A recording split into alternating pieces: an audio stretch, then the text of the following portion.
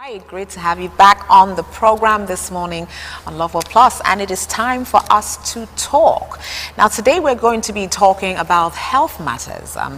We're going to be looking at healthy living. Actually, you and I know that a lot has changed in the last few decades, and because of the technological advancements and ICT that we have now, a lot has changed in the way we live our lives, in the way that we do things, and along with those advantages also perhaps come some disadvantages, as it were, as it regards to our health. Now today we're going to be looking at some of these issues and find a way around it, how we can tackle some of these issues. Now today we will be looking at tackling diseases of civilization. That's our topic for today, and I'm pleased to let you know that we have with us in the studio Temitope Oladoyin, who is a musculoskeletal physiotherapist, and with her is Toyin Bashorun, who is a physiotherapist. It's a pleasure having you both on our set today. Good to have you here. Okay, so how do you do? I said I was going to start. Okay, no, it's all right. How do you do? Yeah. Please don't ask that question. Do you like my couch? Comfortable. She keeps asking that question, and I just hope one day someone will take out the couch. It's a must question. And the next day we'll stand presenting. You're welcome. Good to have you here. I said I was going to start with a question. I keep having to relieve my neck almost every hour, and it makes that loud sound, like it's stiff always. So let's start from there. Is it a cracking yes, sound? like a cracking sound. They do that almost every now and then. What do you think is the challenge to that? And I'm sure many people have questions as well. But since you're here, I just felt I should throw it open to you. Well, I hope it's not old age. No. No, I should hope not. Okay. Well, for starters, it could be your activities of daily living. Okay. Are you the type of person that sits for a long time? Do you have to sit and use the computer for extended periods of time? Well, yes. Well, that could be the first thing that we have to look at. And you might need a form of ergonomic analysis and advice at the end of the day, just so that we can look at your workstation and help you position it effectively. Okay. Also, try to take breaks in between, so that you're not just seated for 2 hours, 3 hours, directly using your computer. If you can, we all have phones now that have alarms. Just set it every 45 minutes. It goes off, and you get up and take a walk. Okay. All right. So okay. Are you? Because I think I'm well rested. Because I used to enjoy it initially, but now it's getting too often, so I had to bring it up. Thank you for that. Okay, so we're looking at tackling diseases of civilization, and I think we should really go into the definition of it. When you say diseases of civilization, what is it? What does it refer to? What does it mean? Let's those are mainly diseases that have been brought about due to industrialization. I know we have more of a problem in the more developed countries, but in our country it's developing, and we're beginning to have these diseases too. And not to go too much into it and not list them all, but the common ones that we know and we've all heard about or know someone that has is hypertension, diabetes, obesity, and various musculoskeletal conditions, which is pretty much just a big term to say things like neck pain, back pain, all those kinds of. That's what you call musculoskeletal. Skeletal. Okay. Yes. Do you have anything to add to that? Okay. In addition to that, stroke is also a prevailing condition, especially in Nigeria. Hypertension predisposes people to stroke, and it's important that the general public are aware of physical activity, because physical activity reduces the event of stroke and then hypertension as well. So a disease of civilization, like she mentioned, hypertension, hypertension leads to stroke. So if people are aware about these diseases and what could prevent the diseases, it will go a long way. And then there will be reduced visits to hospitals if the area of prevention is well tackled. Okay. Do we have some diseases of civilization that are of a more mental nature? you know, not just the ones that have to do with the our physical body. Yes. You know, Yes. people who exert themselves. Yes, stress mentally. is another condition. Okay. Because stress management is also something we educate people on. Because particularly in Lagos, Nigeria, you can imagine there's a lot of stress in Lagos. Traffic. Oh yeah. There's even stress not doing anything. Not doing anything, there's stress. So, you know, a lot of people need to be aware on how to manage stress. So that's a form of mental, you know, like you mentioned, mental, yes. And then, like I said earlier, and physical activity also helps to manage the psychology and manage the mind, because when you exercise regularly, there's this hormones that are released that makes you feel good. So you don't really feel that stress, as it were. So that way is psychologically helping you manage your mind and stress, as it were. Okay. I want to know, what are some of the factors that predispose a person to some of these, you know, diseases of civilization? Is that something that we cannot just help because of the industrialization you mentioned, or is there something else? Could it be hereditary? Are there certain persons that are more predisposed to these diseases? Maybe Caucasians, or maybe, you know, that sort of thing. For starters, these diseases have been brought about basically because we've become more sedentary in our lifestyle, and we also are not thinking about what we're putting into our bodies, that is nutrition-wise. So first things first, if those are sorted, then you're on your way there. Then there are little things like smoking and all the other, we don't want to be too medical because we're not speaking to a medical population, but all those things you need to think about. But the simplest things, once you think of nutrition and activity, what you're taking in and your energy expenditure out, then you are on your way there, to put it in simple terms. Yes, there are some people that are predisposed to these things because of genetics. I know, because if any of you have taken a trip to the doctor or the physio, they'll ask you, does your mother have, does your father have? Because all these things could be passed down in the genes. But it doesn't mean that they still can be prevented from actually manifesting or can't be managed with exercise and a healthier lifestyle. Okay, I'm interested to know, because this is your field, how aware, you know, are the populace, people that you get to meet every day, people that you possibly not give a dosage to or a prescription to, people you talk with generally? How do you think the awareness is? You know, do people take it for granted? You know, are people even aware if you ask them the importance of physiotherapy in their lives daily? What would you rate Lagos as, for a start? Speaking on awareness, really, there really needs to be a lot of awareness on physiotherapy.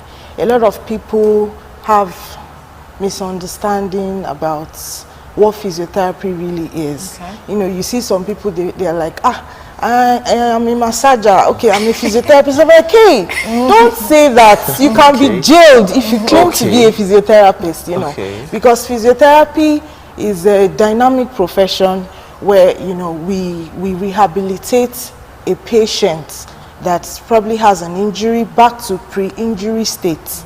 And then it's not necessarily only about someone that is injured or is receiving treatment in the hospital. We also have the area of health promotion, which is what we are doing at the moment. You know, preventive health, preventive medicine, where we educate the public on healthy lifestyle to prevent diseases from happening.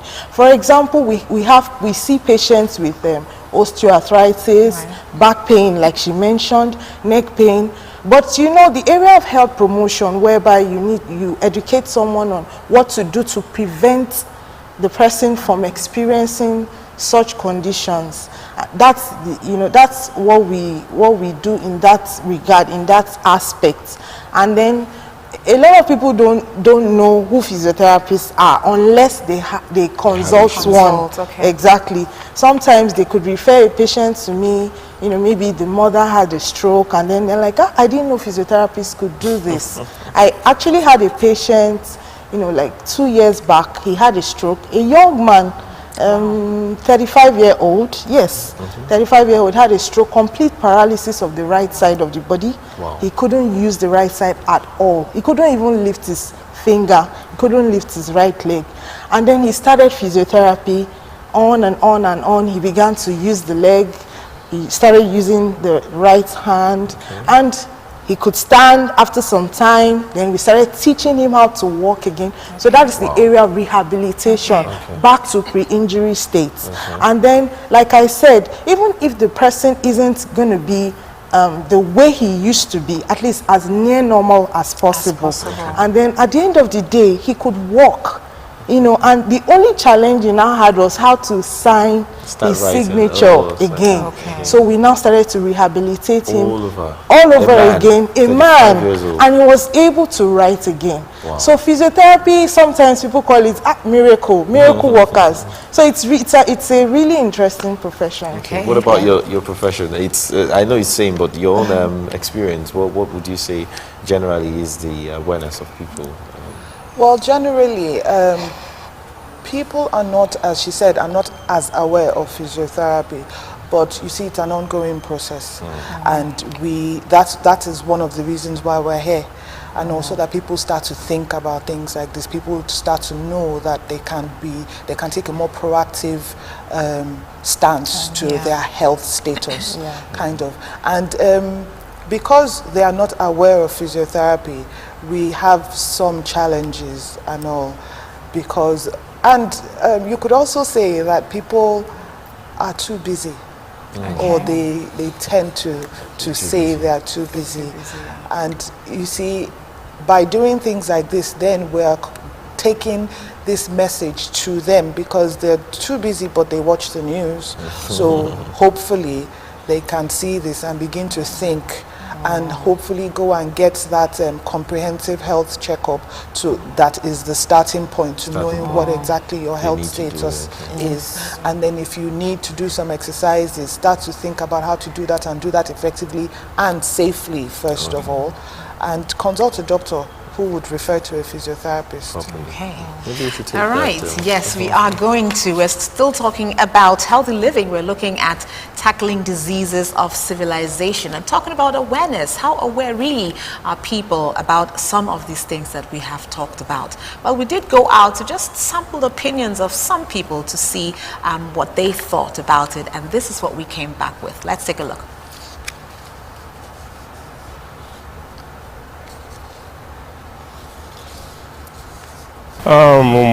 To start with, I'm not a physiotherapist, I'm a journalist, so I wouldn't have much knowledge to dive to actually say why people should go into physiotherapy. But since it has to do with health, I think it's worth having done, because health, they say, is wealth. I don't know the exact words to use in explaining it, but then basically deals with checking your entire system with certain machines to know the state and to know if there's anything you need to work on. Well, from the word itself, physiotherapy, a breakdown of the two means physical therapy. I'm not a science student, though I've been hearing about physiotherapy, though I don't really know what it means really that much. But basically, I think it's ideal that we should always give time to do some physiotherapy for better living. We exercise every day. I exercise every day. Exercise. Well, we exercise every day, but the last time I really did something serious, like as in serious exercise, was November. Very good exercise. Yeah. Well, from my own point of view, I think the a daily Nigerian stress is enough exercise. But I can say I do a bit of exercise every morning. But I just believe the hustling and bustling on its own, it's enough exercise for an average Nigerian.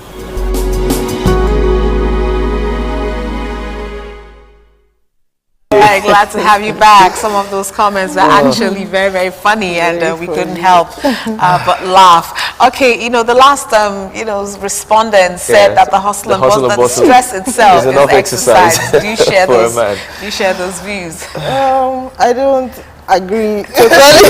I don't agree. Okay. The frequency of exercise that is required for any human being to do, in a week, you could do 30 minutes of aerobic exercise 6 times a week. Then you could also do 1 hour of aerobics.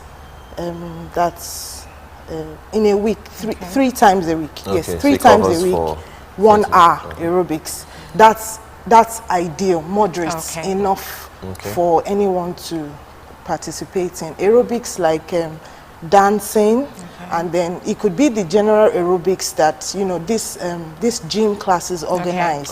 It's very good. I've actually been through several aerobic classes, and if you do that 30 minutes 6 times a week, that's appropriate. If you do that 1 hour 3 times a week, that's very okay, because you cannot exactly say that your regular hustling and bustling, because you can't really measure the intensity of what you're doing.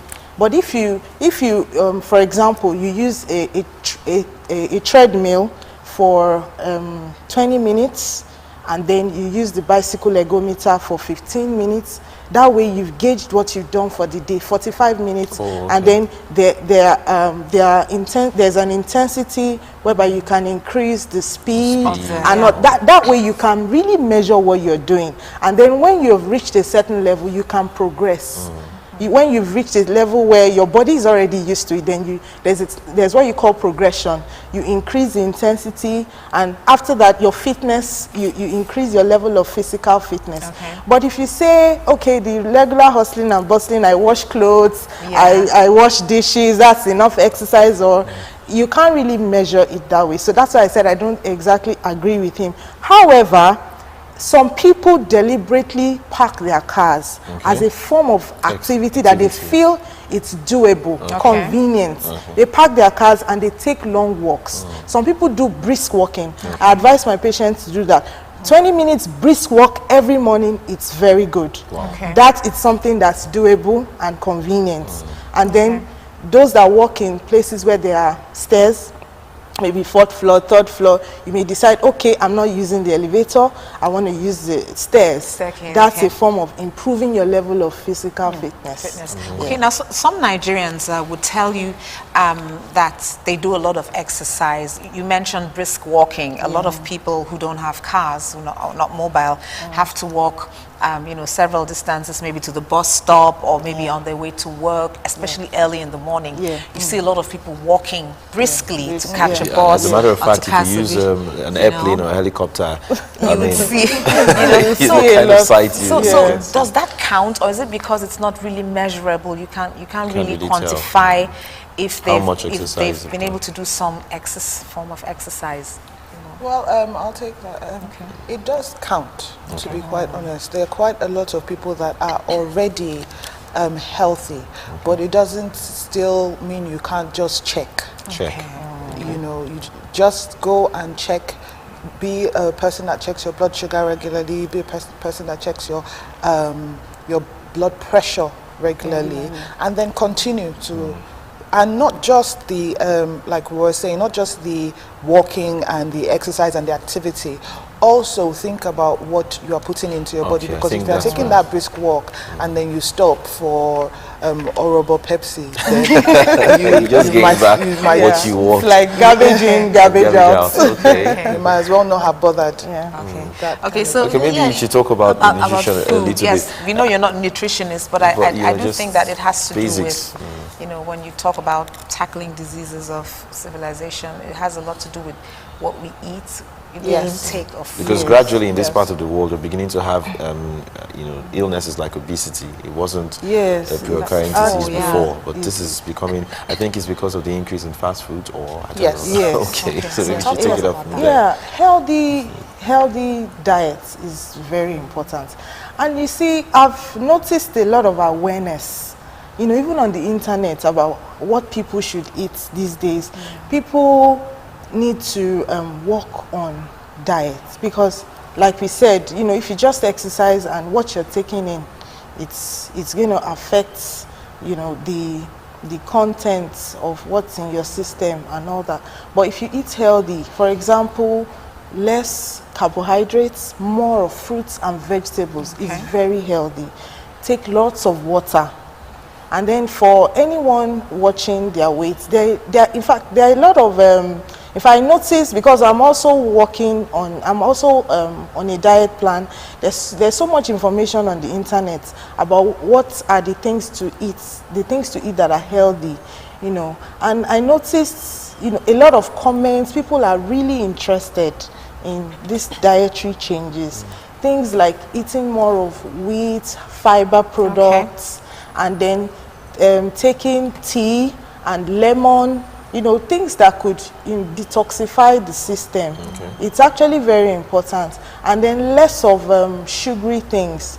I don't mean to demean Coke or anything, but less of such things. Why? Because you want to promote your health. And then whichever exercise you're participating in, you want it to have effects and not just exercise, and at the end of the day you are gaining it all back. Okay. Now some Nigerians, some people will tell you. Okay, please do. This doesn't, by any chance, take the role of the advice that a nutritionist would give. Please do try to see a nutritionist if you can. And they are more conversant with all these things and how you should take them, because to be quite honest, we're all busy and nobody really likes the fact that they have to stop and count calories every time they eat. I think that's what makes it really tedious for everybody. So, but if you see a nutritionist, the person has that information, just go and get it from that person and make yourself Is there a way the person will check? Because I think different people have different plans, nutrition plans. So is there a way the nutritionist will check your maybe body weight and mass and then plan? Yes, and then it's like we say in medicine, it's now more patient-centered. So a nutritionist will never ever, or I hope would never, just give you a plan and tell you to go away. You both decide on what is good for you as a person. A plan, if you're not the kind of person that likes to eat carrots, and a plan that has carrots like every day, you will not follow that plan. So you need to be very aware of that when you go in to see the nutritionist. Some people would say that they can't afford some of the foods that we have suggested, like maybe the vegetables, what do you call it now? The lettuce, some fruits, that could be quite expensive. You're talking grapes, you're talking apples. Are there certain maybe alternatives, like everyday kind of alternatives, things that people could go for instead, so that you don't have that excuse that I cannot afford to get the apple, I can't afford the pear or the to start with, I think we were all healthy in Africa before they started to import things from outside. So we do have a lot of natural things that are very healthy. We have seasonal fruits. Right now, I think it's what's agbalumo? Agbalumo. I don't know what they call that in. Garden eggs are very cheap, and they are very good. Garden eggs detoxifies the system. Garden eggs are cheap. You could get a bunch for 50 naira, and I think it's okay. I think it's because of the taste. It's well, if you're not a garden egg fan, no, I think the green ones are the white ones. The white ones are not as bitter as the green ones, and then oranges are also in season. We have lots of things here that we can buy that cheap, reasonably cheap, and then cucumber, it's also very okay to take cucumber. Another thing to do to make it interesting is to blend the fruits and make it in form of smoothies and put it in the refrigerator and enjoy. Many people I had that last night. It was amazing. But it looks gross. I think there's one on the screen. The green. No, but when you taste them, they're actually I think they're nice, especially when you have the right mixture. Yes. And then keep it in the fridge to chill for a while. So I should do one for you so you appreciate it better. And I think it's trial and error sometimes. Just read up on it and then try. Sometimes don't think you have to follow it. If you don't like this, like lime, don't put it in. Just do what works for you. I have one perspective I want us to look at: lifespan and immunity. The Ebola issue that occurred in Nigeria, somehow I just noticed it had to do with our immunity. It almost looked like we're a different breed or species, that we even had the expatriates from the Western world come to take blood samples from the survivors to find out how we're able to combat naturally the disease, the viral disease. So do you think in one way or the other, in backing up one of the young man's response that I mean the hustle and bustle is enough exercise, and maybe there's this unique thing about us in Nigeria or Africa as a whole? Do you? Well, to be honest, it could be that, in all honesty, but I would rather say and commend right now the excellent medical team that handled that whole, as well as our state government, because the thing is, it was the early response to it, it was the early containment of it, and all. I'm sure if it had been more widespread, we might not be talking about the immunity of the Nigerian people. I know. Yes, I really can't say about, because there have been no studies as to that, and we can't really comment on that. It's just what we are assuming from what happened. But yes, I do feel that to some extent, because there was a young man that survived, and I noticed that when I was reading his story, he said he used to exercise a lot. And the funny thing is, even while they were coming to check him in the house when he was under quarantine, he said he would he would pray, and then he would also exercise. So that could also have played a big part. The others, I don't really know that much about it, because nobody really came out, to my knowledge, to talk about it. In addition to what she said, regular exercise actually helps the immune system, because what actually fights antibodies are white blood cells, and more physical activity increases the number of white blood cells in the bloodstream, and then that combats antibodies a lot.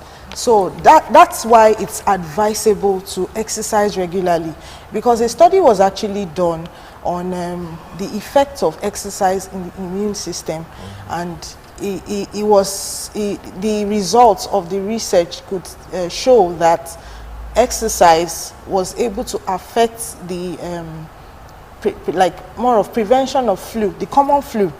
Those that exercise regularly don't easily get flu. That's as simple as that. Yes. So you can imagine, the impact. Exactly. So it's really important that one exercises regularly, because it actually helps the immune system. Okay. Quick. Sorry. I'm going to back to the food for just a little. Some people would tell you that they have a fast metabolism rate. Yes. Okay. And because of that, someone like me, for instance, it's like I could virtually eat anything and not even think about if I'm going to get fat, or if I'm going to add weight, because I usually don't, and then you find out that sometimes, perhaps because of it, you just go ahead and really eat anything you want, because it's not really going to make a difference. So you're not worried about calories. I'm not really worried about calories anyway. I even pray that she eats even more. So it's more like people trying to get you to fatten up a bit and all of that. So, when you have situations like that, and you're still talking about, if I know, for instance, that eating fruits and all of that slimming, I have a slimming effect. Should I go ahead? It's almost like a dilemma. I want to be healthy and everything, but I also know that eating these actually calorie reducing kind of food. So, you know, how do you... It's a challenge. It's very nice that you asked that question because that is the challenge I have with my patients. Okay. Most times people think exercise, they think weight loss. But we are advocating more for a healthier lifestyle, a fitter lifestyle. Exercise does different things. That's why you see a bodybuilder does exercise, but his frame is different from, let's say, a ballerina, because they're doing different kinds of exercise. Okay. So it's about fitness. Yes, it's about fitness. We want to target fitness. And you can eat healthy and not lose weight. Okay. There are a lot of still vegetables and fruits that you can take that if you take and even take too much of, you will gain weight. Oh, okay. Yes. Okay. Yes. So I'll go do research on that. I think I need those kind of fruits, not the type that will make me lose weight. Yes. Okay. So that's why we said see a nutritionist, because it's more of having a balanced diet. As such, and becoming physically active along with that. So not for some of my patients, which you're quite right, they tell you, well, look at me, I'm slim, I don't need to exercise. It's not about being slim. There are quite a number of slim people that if you were to see inside their arteries, then you would see fatty deposits within the arteries. And these are the things that we're trying to avoid. So that, you know, these fatty deposits, when they become a lot, they can clog the arteries and then start to cause a lot of problems. Amazing. Wow, very much I don't know if interesting. we could, in rounding up, what do you think is the approach now? Is it to companies, to individuals? Because I think some companies as well have a part to play, a role to play in all of this, either their routine that they have for their staff. So what campaign measures are you currently on? How, like drivers, for example, many different group of people are involved in this. How have you been able to converse for more information and enlighten them? Okay, enlightenment and health campaigns have been ongoing. And like you mentioned, you said companies, organizations. We as a team, we actually want to commence awareness on physiotherapy, awareness on physical activity. For example, to distribute flyers, and if, you know, with our phone numbers, perhaps anyone has questions to ask, you know, they could call. And then to like enlightenment campaigns, like the one I had at Lagos State Drivers Institute sometime last year. I spoke to the drivers on proper seating condition, because they sit for prolonged hours, you know, things like that. So such forums, we get to talk to people, not just about how they sit, but also on physical activity, because physical activity prevents musculoskeletal conditions as well. So that's a form of campaign in itself. Amazing. And can I just add to that? I'm a big believer in sphere of influence. You know, if you can successfully talk to and change the preconceived ideas of 3 people around you, then I think you've done your work. So every time I see a patient, we also have a slot for educating that patient. So like one-on-one approach as well. Exactly. Thank you so much. All right, so we've been talking healthy living today, and we did look at tackling diseases of civilization. And we did have a beautiful chat with Temitope Oladoyin, who is a musculoskeletal physiotherapist. And with her is Toyin Bashorun, who is a physiotherapist as well. Thank you so much. I don't think this is the last that we'll have of you. Not. This is just scratching the surface. Because we didn't open the phone line so people could ask questions. I'm sure there's a buzz of questions already, so we'll definitely have you back again in the studio. Thank you for having me very much. Thank you very much for coming. Hope you also did enjoy that discussion, and you know, like Philip said, we will have another time where we can discuss health matters such as this. All right, the morning show does continue right after this timeout. Don't go away.